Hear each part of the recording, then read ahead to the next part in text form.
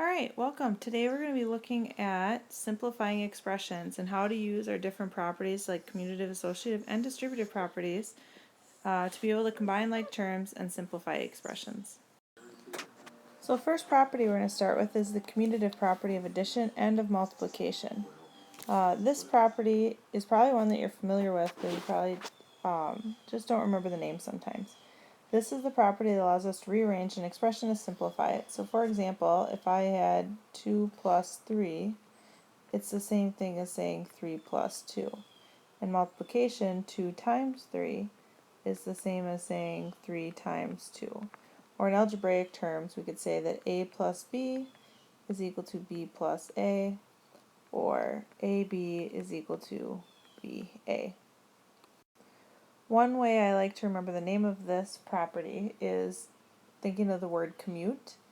And when I'm in my car and I commute to work, it's like I'm changing location, which is what happens here. We're rearranging the location of the number. Another property we commonly use but possibly don't think about is the associative property. And this is the property that allows us to change the grouping of an expression to simplify it. So for example, if I had 2 plus 3 plus 4, and 3 and 4 were grouped, I could change it and say that 2 plus 3 plus 4. Same thing with multiplication. 2 times 3 times 4 is the same as saying 2 times 3 times 4. Or in terms of variables, a plus parentheses b plus c is the same as a plus b in parentheses plus c. Or a times bc is equal to ab times c. And then the way I like to think about this is that the group of friends that you associate with, okay, is your group. So associative property is all about groups. So now let's look at how we can actually use these. So we're going to simplify and we're going to name the property used for each step. In this particular situation, we're taking 45 plus 16 plus 55 plus 4. If you notice, in our first step, the 55 and 16 change location or rearrange. So that is by the commutative property of addition, or CPA if you want. Then if you notice, we added in grouping symbols to make it easier to do mentally. Now this isn't a step you necessarily have to take, but in this case we did, so that would be the associative property. Okay. Then finally, we add in both groups, and then we get our final answer of 120. Another property that we use is the distributive property. That's what happens when we take a quantity or a variable that's outside parentheses, that's being multiplied by the parentheses, and distribute it times everything inside the parentheses that's separated by an addition or subtraction sign.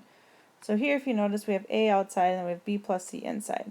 So it becomes a times b plus a times c, giving us ab plus ac. We're distributing a through the parentheses. Here, same thing with numbers, 3 times 2, and then 3 times 7. And we use this when there are variables in an expression because it allows us to simplify further than we possibly could before. So let's just look at a few examples. Here we have 5 times the quantity of 8 plus m. So first we're going to take 5 times 8, and then we're going to distribute also to 5 times m. So we end up with 40 plus 5m. So now why don't you go ahead and pause the video and try the next two on your own. Right here we have a 3 that we're going to distribute to n and 4. So it becomes 3 times n, or 3n, and then 3 times 4, which is 12. Here we have k times 5, so we have 5k. Remember that variables are the coefficient, or the number, is typically written first, so this would be 5k and then plus kj. Once we're able to use properties to move things around, or a distributive property, we can also use terms and identify things like terms. So terms of an expression are the parts that are added or subtracted. And like terms are terms that contain the same variables raised to the same powers. And it's good to note that constants are also considered like terms. So in this particular example we have on the bottom, we have 4x and 3x. These are like terms because they each have an x, and each x is to the first power because they don't have an exponent. The constant, 2, is a constant because there is no variable or something that varies in value behind it. So constants are just the numbers. Other terms have variables behind them. Then, if you notice, there's also numbers in front of our variables oftentimes, and that's called a coefficient. And that's the number multiplied by a variable. And like terms can have different coefficients, however they can't have different exponents. And then a variable written without a coefficient has an implied coefficient of 1. So here when it's just x squared, it's implied that it's 1x squared. Just like on this other one, when the x doesn't have an exponent, it's implied that the exponent is 1. These two would not be like terms because if you look, this has a squared as an exponent, this one is an exponent of 1, so they have different exponents. Now we want to use that idea to be able to simplify expressions by combining like terms. Here we have 72p and 25p. They are like terms because each has a p and it's to the first power. So now we're just going to treat the coefficient in front like a normal number. So you can think of it like having 72 pencils and I take away 25 pencils. So if I do 72 minus 25, I end up with 47p or 47 pencils. Same thing when we're adding. Here we have 5/10 m plus 2.5/10 n. Here though, these are unlike terms because we have a two different variables. So in this situation, we can't actually add it, so we would just simply write that this is already simplified. Now is your turn, so why don't you go ahead and pause the video and see if you can simplify these three expressions by yourself. Alright, our first one we have 16p plus 84p. You have to ask yourself, are those like terms? In this case they are because they are both just p, so 16p plus 84p is going to give us simply 100p. On our next one we have 20t squared minus 8.5t squared, or negative 20t minus 8.5t squared. These are not like terms because the first one doesn't have an exponent of 2, so this one we would already say is simplified. It can't go any further.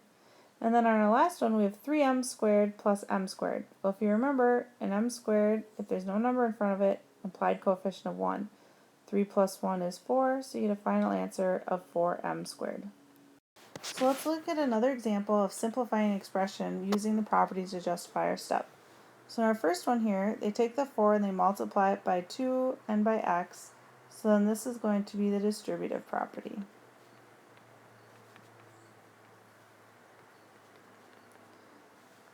Next, we simply do the multiplication. We do 4 times 2 and 4 times x, so we just multiply. Next, we switched our order. 14x stayed the same, but 8 and 4x switched spots, so that's going to be the commutative property of addition. Then we created a grouping, that's going to be the associative property of addition. And then finally, we just added the 14x and 4x, or combined like terms.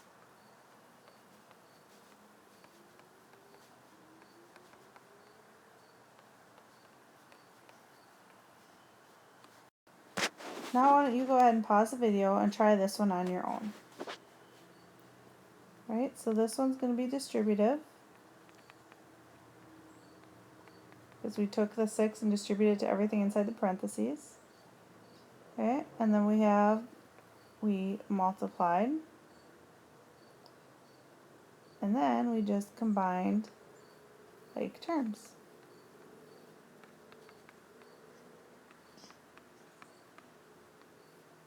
Now you're not necessarily always going to have to write out the justification for each step, but it is important to know and understand what allows us to take each step that we do.